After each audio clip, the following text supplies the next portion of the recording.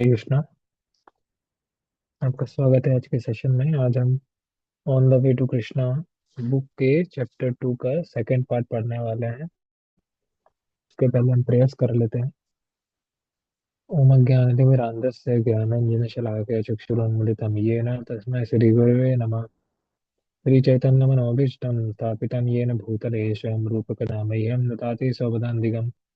वन्देऽहं श्रीगुरो श्रीयुतपदकमलं श्रीगुरुन् वैष्णवांश श्रीरूपं साग्रजातं सहगं रघुनाथान्वितं तं सजीवम् साद्वैतं सावधूतं परिजनसहितं कृष्णचैतन्यदेवं श्रीराधाकृष्णपादान् सहितं ललिता श्रीविशाखाविदांश हे कृष्ण करुणा सिन्धु दीनबन्धु जगत्पते गोपेश गोपिका कान्त राधा कान्त नमोस्तुते सप्तकाञ्चन गौराङ्गी श्रीराधे वृन्दावनेश्वरी वृषभानुसुते देवी प्रणमामि हरिप्रिये वाञ्छाकल्पतरुभ्यश्च कृपा सिन्धुभ्येव च पतितानां पावनेभ्यो वैष्णवेभ्यो नमो नमः। जय श्री कृष्ण चैतन्य प्रभु नित्यानंद श्री अद्वैत गदाधर शिवसदि गौर भक्तवृंद। हरे कृष्ण कृष्ण कृष्ण हरे हरे हरे राम राम राम हरे हरे। नमो विष्णुपादाय कृष्ण पृष्ठाय भूतले श्रीमदे भक्तिवेदांत स्वामी नामिने नमस्ते सरस्वती देवे गौरवाणी प्रचारिणे निर्विशेष शून्यवाद पाशाद देशतारिणे।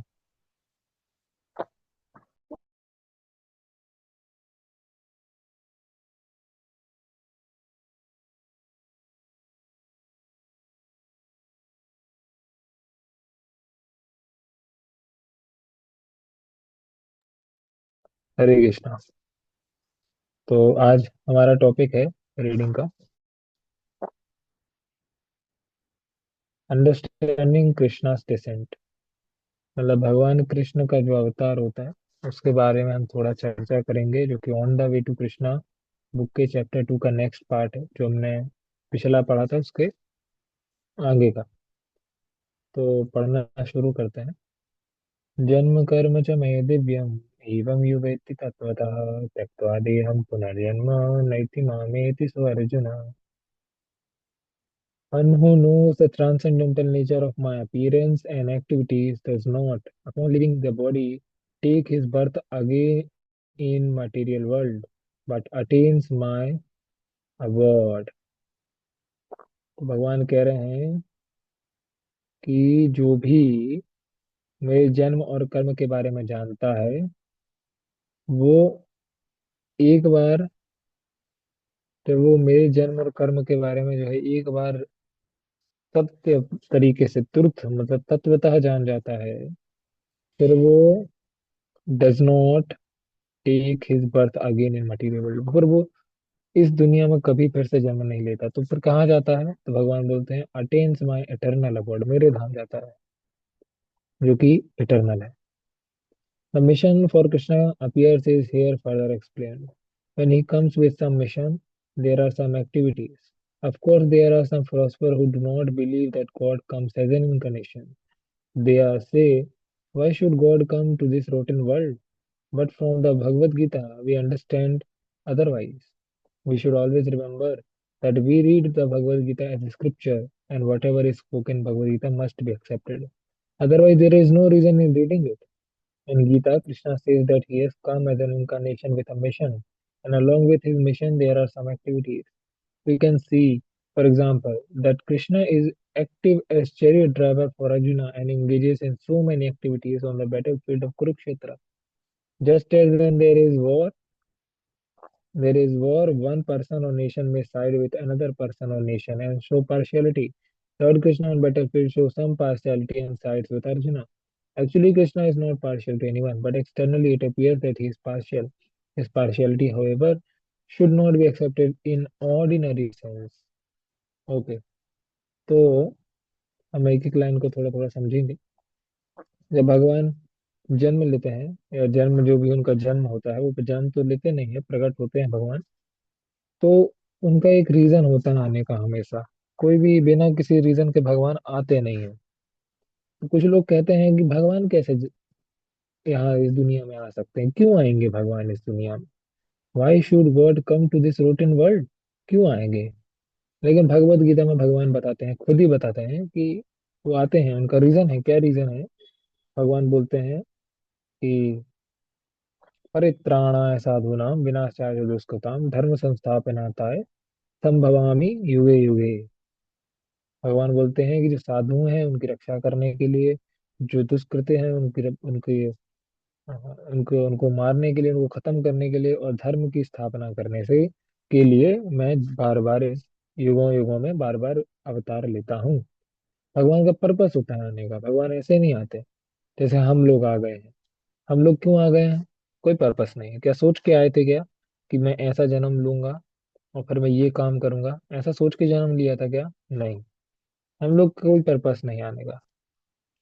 लेकिन भगवान पर्पस सोच के, पर्पस को पूरा, उनका एक आने का एक पूरा होता है कि इसलिए आएंगे भगवान। उनका कारण होता है, उद्देश्य होता है कुछ। जैसे कि भगवान यहाँ पर रूपा जी बताते हैं कि भगवान जैसे कि यहाँ पर अर्जुन के साइड में है, पार्शियलिटी दिखा रहे हैं भगवान कि अर्जुन के साइड चले गए हैं, दुर्योधन के साइड नहीं गए। तो ये जो पार्शियलिटी है, ये ऑर्डिनरी पार्शियलिटी नहीं है।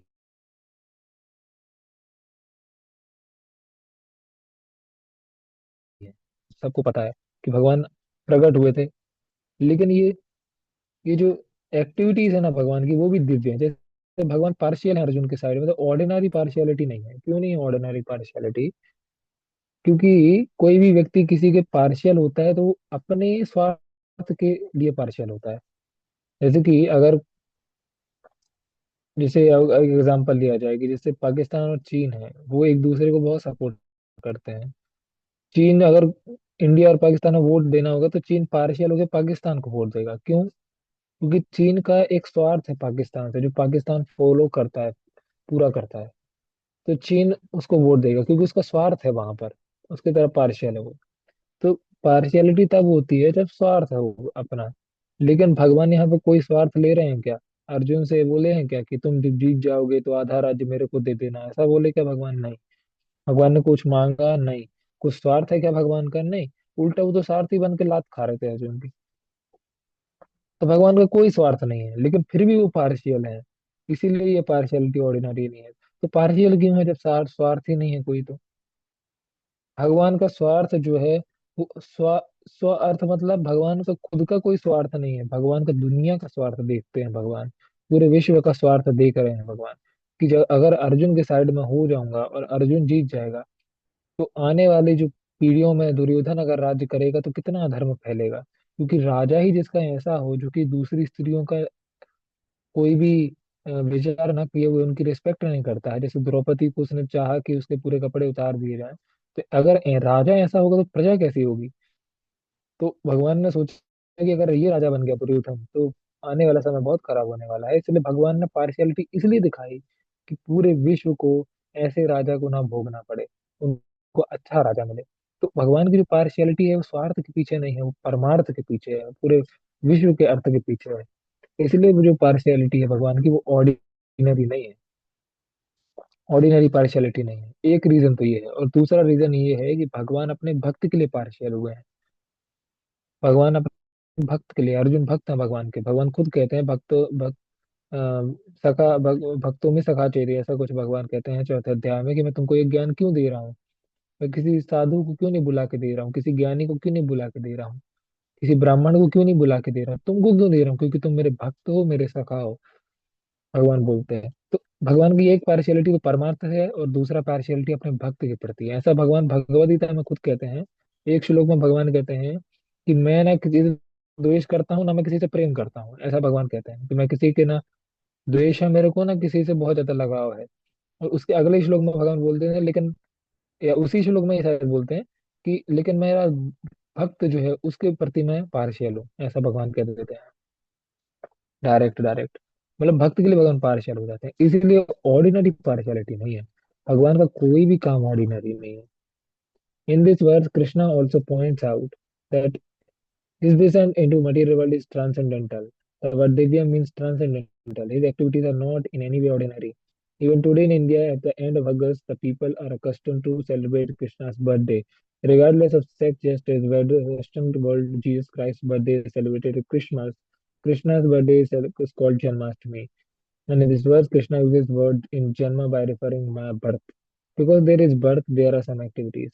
Krishna's birth and activities are transcendental, which means they are not likely ordinary birth नहीं है और activities नहीं है.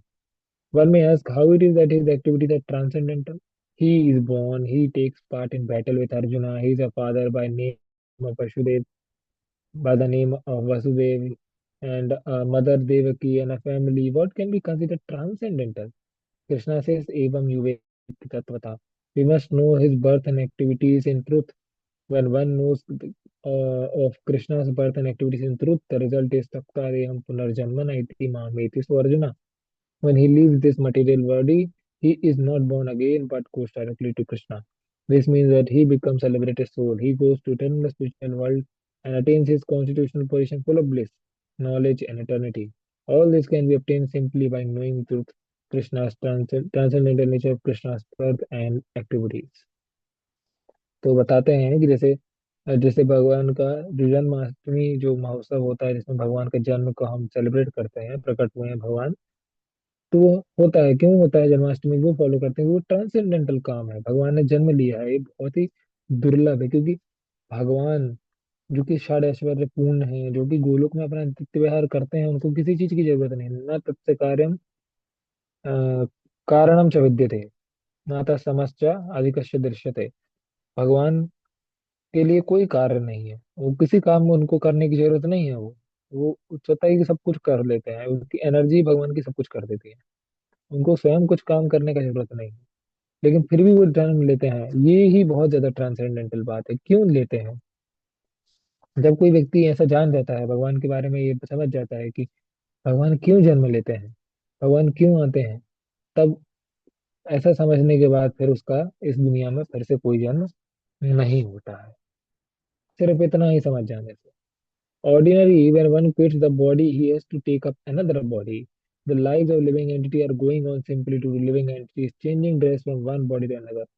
Transmigration of soul according to work of living entity. At the present moment, we may think that this material body is our actual body, but it is like a dress. In reality, we do not have an actual body, a spiritual body. This material body is superficial compared to real spiritual body of living entity. When this material body becomes old and worn out, or when it is rendered useless by some accident, we put it aside as we might put aside soiled, ruined suit and take up another material body. तो भगवान का जन्म भी इसलिए भी दिव्य है क्योंकि भगवान मटेरियल शरीर नहीं लेते हैं। भगवान का शरीर दिव्य है, वो ट्रांसेंडेंटल है, सच्चिदानंदमय भगवान का शरीर है। वो उनका शरीर हमारे जैसे पंच महाभूत से नहीं बना है, इसीलिए वो उनका जन्म दिव्य है। और हमारा कैसा जन्म है, हमारा जन्म ऐसा है कि हम एक जन्म लेते हैं, कुछ समय तक जीते हैं, फिर से शरीर छोड़ के दूसरा जन्म ले लगते हैं, और वो हमारे कंट्रोल में नहीं होता कि हमें कैसा जन्म मिलेगा। लेकिन भगवान का जन्म भगवान के कंट्रोल में होता है, उनको कहाँ पे जन्म लेना है वो उनके कंट्रोल में है। हमारा हमारे में कंट्रोल में नहीं होता, उनका उनके कंट्रोल में होता है, कहाँ लेंगे, कैसे लेंगे, कब लेंगे, सब। इसलिए उनका जन्म ट्रांससेंडेंटल है, हमारा नहीं है। हम अभी सोचते हैं कि हम मटेरियल बॉडी है हमारा, लेकिन हम मटेरियल बॉडी नहीं है, हम मोह में पड़ जाते हैं, लेकिन भगवान कभी मोह में नहीं पड़ते हैं, ये इल्यूजन में भगवान कभी नहीं पड़ते, इसलिए उनके कर्म भी दिव्य हैं।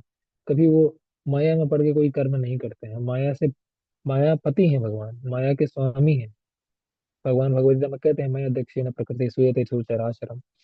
तो भगवान माया में आके कुछ कर्म नहीं करते, इसलिए उनके कर्म दिव्य हैं। वशांसि जीर्णानि यथा विहाय नवानि गृह्णन्ति नरोपराणि तथा शरीराणि विहाय जीर्णानि अन्यानि संयाति नवानि देहि. As a person puts on new garment, giving up old ones, the soul similarly accepts new material body, giving up the old and useless one. हमारे शरीर में कैसा होता है कि हम एक शरीर के साथ जन्म लेते हैं, फिर बहुत समय बाद जब वो शरीर पुराना हो जाता है तो आत्मा उस शरीर को छोड़ के नया शरीर ले लेती है। लेकिन भगवान के केस में ऐसा नहीं है, क्योंकि भगवान की आत्मा और भगवान में अंतर नहीं है, उनकी आत्मा और भगवान एक ही है, अलग अलग नहीं है, शरीर और भगवान एक ही है।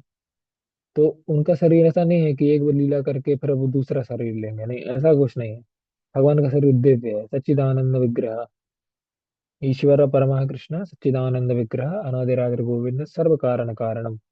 तो सच्चिद आनंद विग्रह है भगवान, उनका पंच महाभूत नहीं है। In the beginning of body, in the beginning, the body is the size of a pea. Then it grows to become a baby, and then a child, a young boy, a youth, and a grown man, and old man. And finally, when it becomes useless, the living entity changes into another body. Body is therefore always changing. The death is simply ultimate change of the present body. तो प्रभुपा जी बता रहे हैं कि शुरुआत में body जो है एक मटर के दाने के बराबर होती है। धीरे धीरे वो एक जायगोट बनता है, फिर बेबी, फिर एक बच्चा पैदा होता है, फिर यंग बॉय, यूथ, फिर एक ग्रोन मैन, और उसके बाद ओल्ड मैन हो जाता है। तो बॉडी हमेशा चेंज हो रही है ना। जो बॉडी आपकी पैदा होते समय थी, क्या वो अभी है? क्या वो बॉडी नहीं, बॉडी चेंज हो गई है। अभी देख लो, आप किसी और बॉडी में हैं अभी। कुछ सालों बाद आप किसी और बॉडी में रहेंगे, उसके आखिर जब आप बूढ़े हो जाएंगे तो आप किसी और बॉडी में रहेंगे। बॉडी हमेशा चेंज होती है। तो जो डेथ है वो भी सिंपली एक और चेंज है बॉडी का, एक और चेंज। कि अभी जैसी बॉडी दिख रही, अब दूसरी बॉडी मिल गई, ऐसे ही चेंज हो जाता है। देहिनोस्मिनी था देहे कौमारम यौवनम जरा तथा देहांतर प्राप्ति धीरे सत्तरनम हुयति। As the embodied soul continuously pass in the body from boyhood to youth to old age, the soul similarly pass into another body at death. A sober person is not bewildered by such a change. तो यही यही चीज बता रहा हूँ प्रभुपाद जी फिर से भगवद गीता के श्लोक कोट करके, कि जैसे यूथ से अडल्टहुड, अडल्टहुड से ओल्ड एज में हम चले जाते हैं, बॉडी चेंज रहती है। वैसे डेथ के बाद भी बॉडी चेंज ही होती है। उसमें कोई अंतर नहीं, मतलब लिविंग और डेड में कोई अंतर नहीं है। आत्मा के हिसाब से जब तक वो फंसी हुई है इस दुनिया में, तब तक उसका बॉडी और आत्मा का रिलेशन सेम ही है, वो चेंज ही होती रहती है हमेशा। डेथ में भी वो चेंज ही होती है body. Although the body is changing, the dweller within the body remains same. Although the boy grows into manhood, the living entity within the body is not changed. It is not that the self who was there as a boy has gone away. Medical science agrees that every moment the material body is changing. Just as living entity are not bewildered by this, and enlightened mind is not bewildered when the body undergoes its ultimate change at death. तो जैसे कि अभी हम कितनी सारी body बदल चुके हैं। जब आप 1 महीने के तो आपकी बॉडी कुछ और थी, अभी 1 साल के हुए तो कुछ और बॉडी हुई, जब तक 10 साल के हुए तो कुछ और बॉडी, आज आज 20 साल के हैं तो कुछ और बॉडी है। बॉडी तो चेंज हुई, लेकिन क्या आप चेंज हुए? आप सेम है। शुरुआत से लेके अभी तक आप सेम ही है। ये एक चीज सेम है, क्या? मैं जो चीज है वो अभी तक सारी बॉडीज में चेंज सेम था, सेम है। बाकी बॉडी चेंज हो गई, लेकिन मैं चेंज नहीं हुआ। तो ये मैं कौन हूँ? ये आत्मा है, मैं। बॉडी हमेशा चेंज होती रहती है, लेकिन ये मैं चेंज नहीं होता।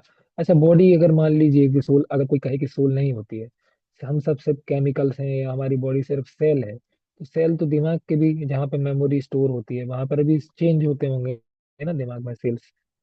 तो अगर दिमाग में सेल हो चेंज होता है, तो कभी ऐसा क्यों नहीं होता कि कोई भूल जाए कि मेरा नाम क्या था?